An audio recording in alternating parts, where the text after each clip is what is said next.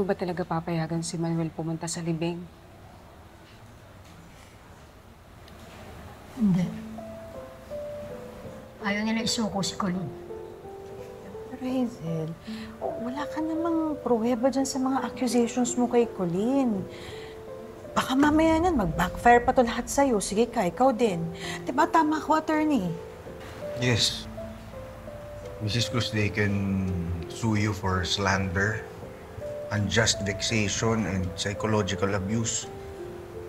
Kaya sinasabi ko sa inyo na tigilan niyo na ho yung pag-akusa kay Colleen, especially in public. May balita na po ba sa investigasyon ng mga pulis, attorney? Actually, yes. Meron daw silang nakitang abandonadong pick-up truck. At ang suspetsya nila, yun daw yung bumangga kay Jessica.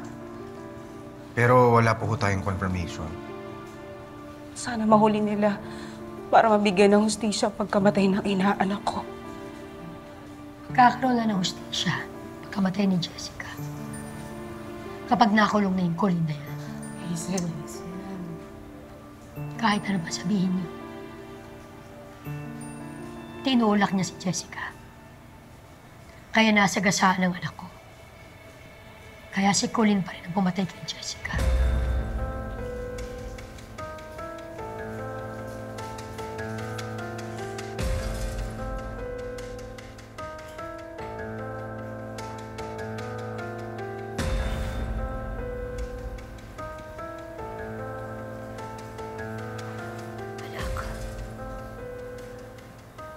Ito na ang huling pagkakataon na makakasama kita.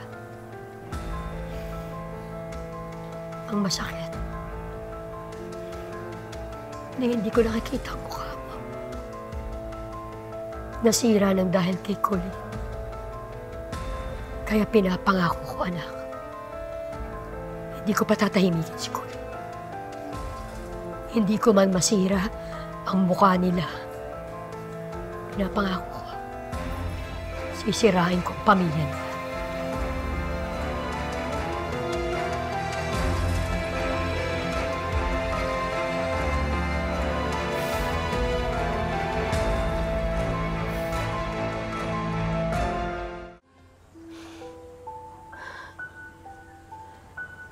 I have no words.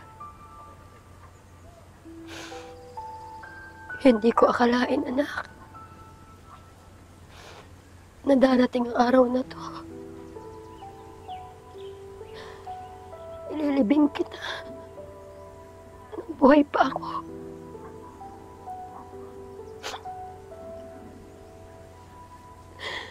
Mali.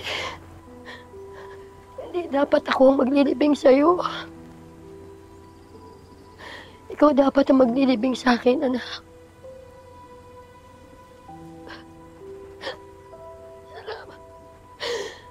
Salamat. Salamat na rin. Sa sandaling panahon, pinaramdam mo sa akin na naging ina ako. Pero anak, ngayong wala ka na. Para kanino pa yung pagsusumikap ko? Para kanino pa ako mabubuhay? I wasn't the perfect mom. Ang daming beses kitang nasaktan. Sorry. Sorry, Jessica. Sana alam mo kung gaano kita kamahal. Kasi kahit anong mangyari, anak kita. Dugot laman. Sa akin ka nang galing, anak. Akit ka. Ang dami kong pagkukulang sa'yo. Anak, gusto kong bumawi. Pero paano pa? Wala na. Wala na, anak. Huli na. Huli na. Wala. Patawarin mo. Jessica. Patawarin mo. Anak. Jessica. Anak ko. Sorry. Ano ba? Panawarin mo ako. Anak. Sorry. Sorry, wala akong gawa. Sorry. Sorry.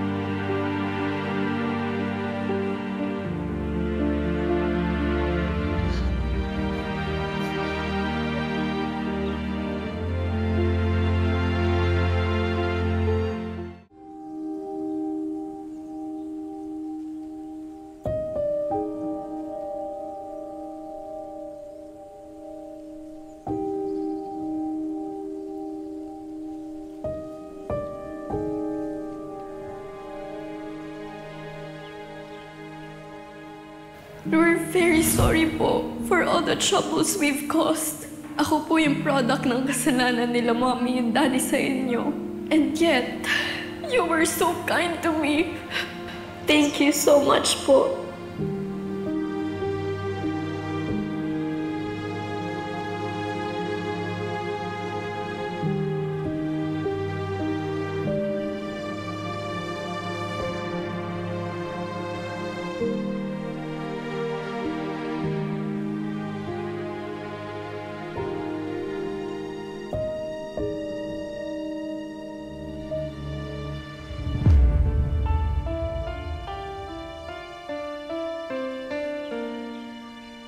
Mga walang iya kayo.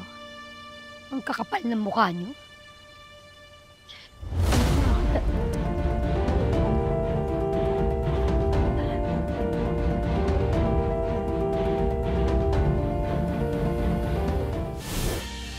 Hirap-hirap tanggapin na wala na yung kapatid niya. Sana mas matagal kayo nagkasama. Tay, nandito lang ako, ha? Hindi tayo iiwan. Friend, ano nang plano mo? Lilipat din ang bahay. Pinaghahandaan kong pagbabalik ni Manuel. Just wait and see, Iris. Walang niya ka talaga, Colleen. Lakas pa ng loob mong pumunta dito. Ayos tayo? Kakarating lang natin, ha? Jesus Christ,